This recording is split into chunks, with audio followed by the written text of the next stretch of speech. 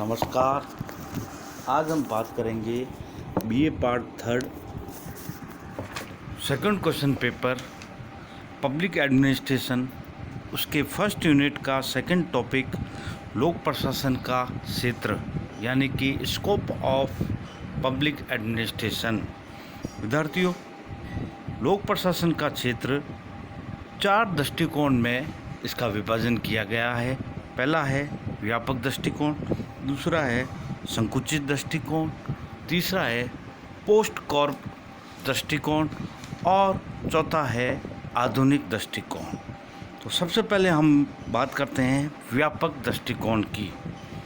इसके विचारक मानते हैं कि लोक प्रशासन सरकार के तीनों अंग व्यवस्थापिका, कार्यपालिका और न्यायपालिका का अध्ययन है।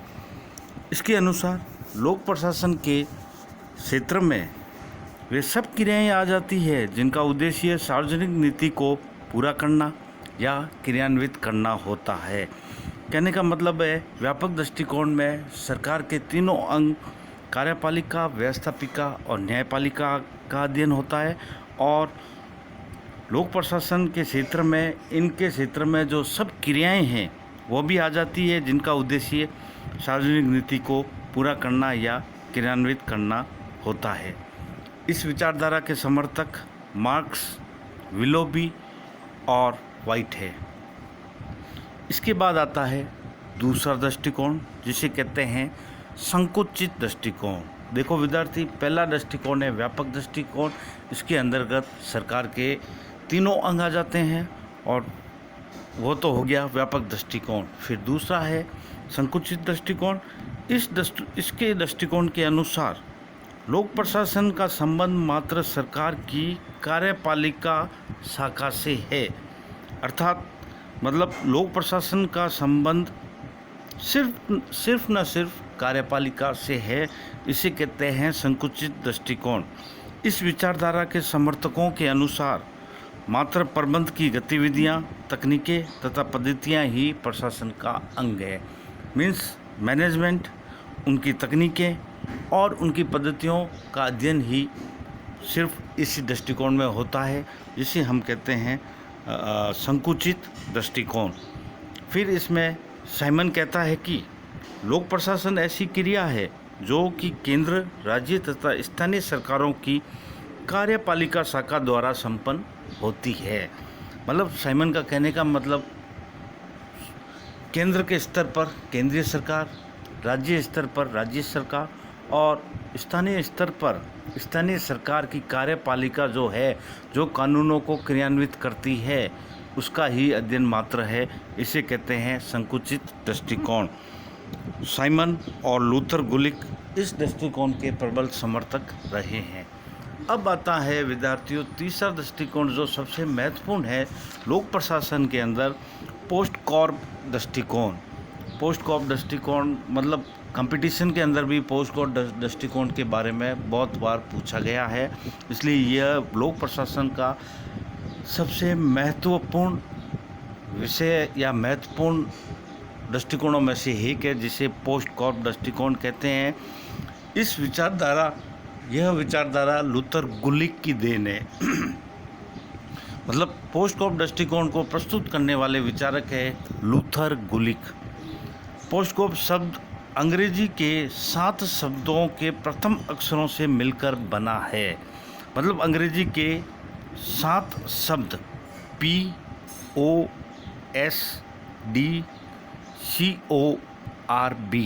पोस्ट क्रॉप, इन 7 शब्दों के प्रथम अक्षर से मिलकर बना है। ये 7 शब्द प्रशासन के क्षेत्र एवं गतिविधियों की ओर संकेत करते हैं। कहने का मतलब इन 7 शब्दों का जो अर्थ है वह एक प्रशासन की क्षेत्र और उसकी गतिविधियों की ओर संकेत करता है। अब हम बात करते हैं इसका पहला शब्द P, जिसे कहते हैं प्लानिंग, जिसका अर्थ होता है योजना बनाना। मतलब कि प्रत्येक प्रशासकीय कार्य को संपन्न करने से पूर्व उसकी रूपरेखा निर्धारित कर ली जाती है। इस बात पर विस्तृत विचार कर लिया जाता है कि किए जाने वाले कार्य का उद्देश्य क्या है, उसकी नीति एवं पूर्ति के साधन क्या होंगे तथा इन साधनों को किस प्रकार किया जाएगा। यह होता है प्लानिंग या योजना बनाना। अर्थात अपने शब्दों में अगर कहा जाए, किसी भी काम को शुरू करने से पहले अपन उसके बारे में कोई योजना जो बनाते हैं, वही है पहला शब्द पी, प्लानिंग, जिसे कहते हैं योजना बनाना। फिर आता है पोस्ट कॉर्प का दूसरा शब्द ओ, ऑर्गेनाइजिंग, जिसे हिंदी में कहते हैं संगठन बनाना। मतलब ऐसी व्यवस्था के निर्माण से है जिसके सहयोग से प्रशासकीय कार्यों का विभाजन इस तरह से किया जाता है कि सारे कार्य उचित ढंग से संपन्न हो। कहने का मतलब है संगठन इस प्रकार से बनाया जाता है कि जो भी कार्य है वो कार्य सही ढंग से संपन्न हो और उचित ढंग से संपन्न हो, उसे कहते हैं ऑर्गेनाइजिंग या संगठन बनाना। फिर आता है पोस्ट कॉर्प का तीसरा शब्द एस फॉर स्टाफिंग, कर्मचारियों की व्यवस्था करना। एस फॉर स्टाफिंग, जिसे कहते हैं हिंदी में कर्मचारियों की व्यवस्था करना। लोक प्रशासन का आधार लोक सेवकों की भर्ती, चयन प्रक्रिया, प्रशिक्षण, पदोन्नति एवं उनके कार्य करने के अनुकूल परिस्थितियों आदि का अध्ययन लोक प्रशासन में किया जाता है। विद्यार्थियों, कहने का मतलब है तीसरा जो शब्द है पोस्ट कॉर्प का एस, जिसे स्टाफिंग कहते हैं, मतलब किसी भी संगठन या किसी भी प्रशासन के अंतर्गत लोक सेवकों की भर्ती करना, चयन प्रक्रिया, प्रशिक्षण, उनकी पदोन्नति और उनके उचित कार्य करने के अनुकूल परिस्थितियों आदि का निर्माण करना, यह लोक प्रशासन के अंतर्गत आता है। फिर आता विद्यार्थियों इसका चौथा शब्द, जिसे कहते हैं डी। चौथा शब्द है डी, इसे कहते हैं डायरेक्टिंग या निर्देश देना। लोक प्रशासन का कार्य प्रशासन संबंधी कार्यों का विश्लेषण करके उचित निर्णय है और पुनः उस निर्णय अनुसार कर्मचारियों को निर्देश प्रदान करना। निर्देशन का कार्य मुख्य कार्यपालिका द्वारा किया जाता है। मतलब डायरेक्टिंग या निर्देश देने का मतलब होता है किसी भी प्रबंध के अंदर, मतलब जो मुख्य कार्यपालिका या चीफ एग्जीक्यूटिव या मुख्य कार्यपालक जो होता है वह निर्देश देता है ताकि उसके निर्णय अनुसार कर्मचारियों को सही ढंग से वह कार्य कर सके। इसे कहते हैं निर्देश देना और जिसे कहते हैं डायरेक्टिंग। फिर विद्यार्थियों देखिए, पोस्ट कॉर्प के जो शब्द है सब अलग अलग है, लेकिन POSD ये तो अलग है, लेकिन फिर CO ये दोनों साथ में है। कोऑर्डिनेशन जिसे कहते हैं, CO का मतलब होता है कोऑर्डिनेशन, मतलब समन्वय करना, मतलब आपस में तालमेल बिठाना। अगर किसी भी प्रशासनिक कार्य में तालमेल नहीं होगा, वह प्रशासनिक कार्य उचित ढंग से कार्य नहीं कर पाएगा। इसका अर्थ है कि समन्वय का तात्पर्य है विभिन्न प्रशासनिक कार्यों में तालमेल स्थापित करना, जिससे कार्य करने में सुगमता रहे या कार्य सही ढंग से हो, उसे कहते हैं कोऑर्डिनेशन, अर्थात समन्वय करना। फिर विद्यार्थियों आता है R, जिसे कहते हैं रिपोर्टिंग, प्रतिवेदन। अपने अगर सरल शब्दों में देखा जाए तो किसी कार्य का अगर मूल्यांकन या उसका प्रतिवेदन नहीं पहुंच होता, तो प्रतिवेदन अगर नहीं बनता तो उस कार्य का मूल्यांकन नहीं होता, वह कार्य सही ढंग से कार्य कर रहा है या नहीं, उस प्रबंध का कार्य सही ढंग से हो रहा है या नहीं। इसे कहते हैं प्रतिवेदन देना। R फॉर रिपोर्टिंग, प्रतिवेदन देना। इसका अर्थ है प्रशासनिक कार्यों से संबंधित सूचनाएं उन लोगों को प्रदान करना जिनके प्रति कार्यपालिका उत्तरदायी है। मतलब कार्यपालिका के प्रति जो भी उत्तरदायी है उनको रिपोर्टिंग करना या उनको प्रतिवेदन देना। फिर पोस्ट कॉर्प का लास्ट शब्द आता है B, जिसे कहते हैं बजटिंग या बजट बनाना। वित्त की तुलना प्रशासन के प्राण से की जाती है। कहने का मतलब यह है कि अगर किसी भी प्रशासन या प्रबंध में उचित ढंग से बजटिंग या वित्त का कार्य नहीं होगा तो वह अपना कार्य सुगम तरीके से नहीं कर पाएगा।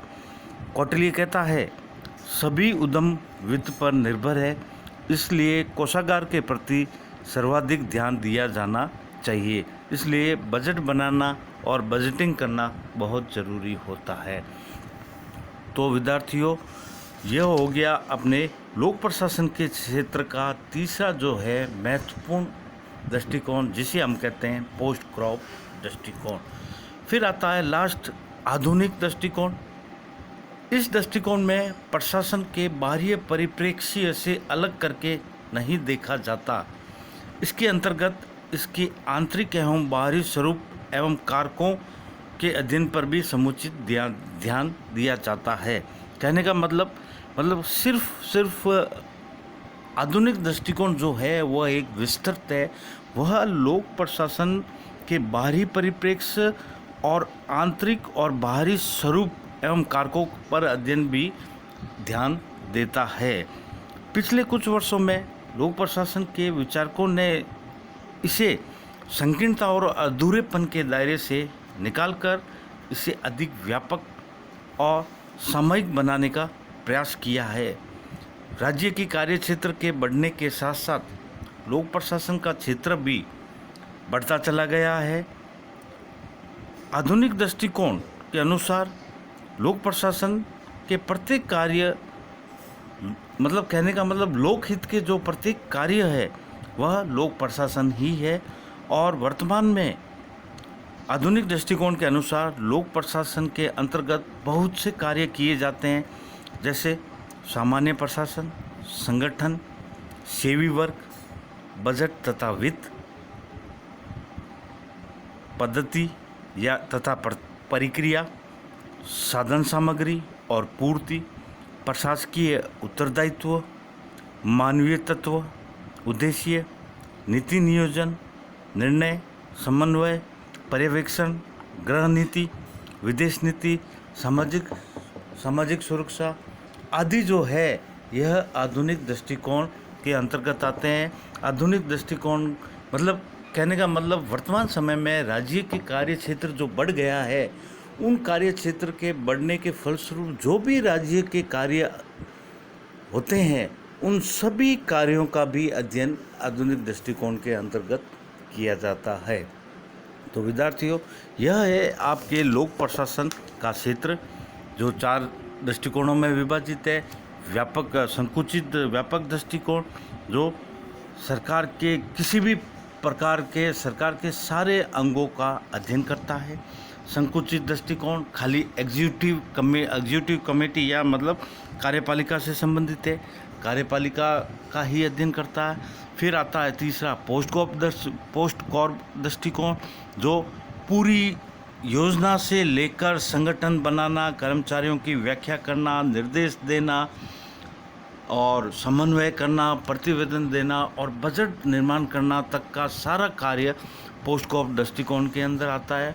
और वर्तमान में जो इसका क्षेत्र है वह है आधुनिक क्षेत्र, जो राज्य के कार्य क्षेत्र के बढ़ने के साथ साथ लोक प्रशासन का क्षेत्र भी बढ़ जाता है और लोकहित के अंदर राज्य जो भी कार्य करता है वह लोक प्रशासन कहलाता है।